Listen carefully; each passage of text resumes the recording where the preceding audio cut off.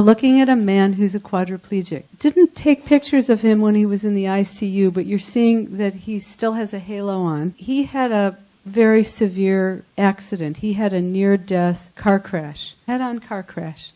You all know, of course, about Christopher Reeves. He had a very severe accident where he fractured as high up as you can go in the neck. He fractured his highest cervical vertebrae. And this fellow that I'm showing you the picture of, he fractured his C1 through C4 vertebrae. It's a terrible fracture. And so when he came into the ICU, he was on complete life support. He had the halo on, but he also had everything we do with life support. He had IVs, he had feeding tubes, catheters, and he was on a ventilator, as all these patients are.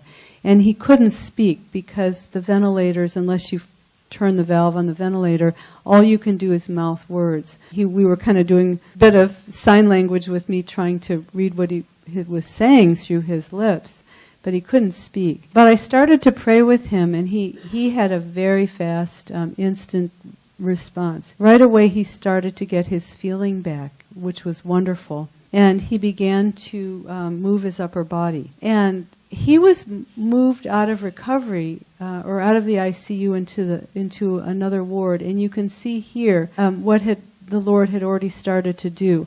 And I brought his case in particular because it's really interesting, because you'll see the sequencing of how the Lord healed him. It's kind of cool to see this.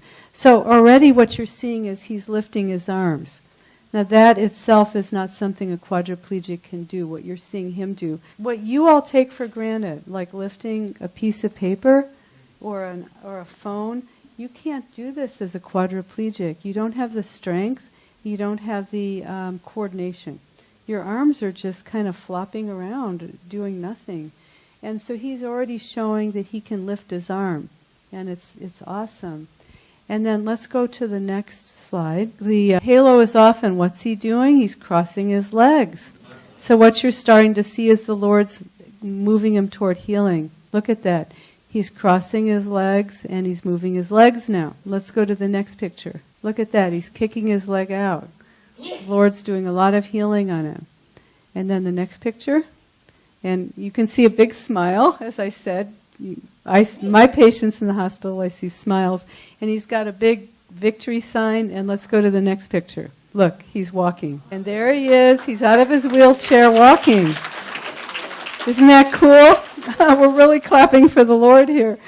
So that's his brother, and he's doing great. He's not on any cane or any walker. He's jogging, he's bowling, he's swimming, he's doing basically anything he wants. And that's a healing of the Lord. Now that's what we call a supernatural miracle in itself. It wasn't an instant miracle because he was in the ICU. I've seen many instant miracles with people getting out of wheelchairs where I've prayed one time and they've been able to get up and get out of wheelchairs for all kinds of reasons. But the quadriplegics who are in the ICUs, they're a little bit different case. And these people need progressive prayer. Again, they're coming from a place of being on complete and total life support. I have seen it be progressive with these people. The progressive healings, as far as I'm concerned, are just as awesome as the instant healings. It doesn't make any difference to me. As a doctor, I learned to be very patient because we never heal anybody anyway. So I'm going to have all the patience in the world. Nobody's going to get well anyway. They're just going to keep coming back for one thing or another. So I'm totally patient. And in ministry, I didn't come in through that mindset that you have to have like one prayer, come up to the prayer line, and if you're not healed in one prayer, it's a failure. I don't come from that mindset at all. I've seen tons of that. I've seen a lot of those healings, thousands of them. But this is awesome. This is something that could never happen otherwise. I just love the quadriplegics that I've worked with because it's a true healing. They're for the rest of their life, unless they get back into a car crash or they have a diving accident or they do something that breaks their neck again or they have a cancerous tumor in their neck. They're healed by the Lord. It's a true healing. It's a miracle healing in the Lord.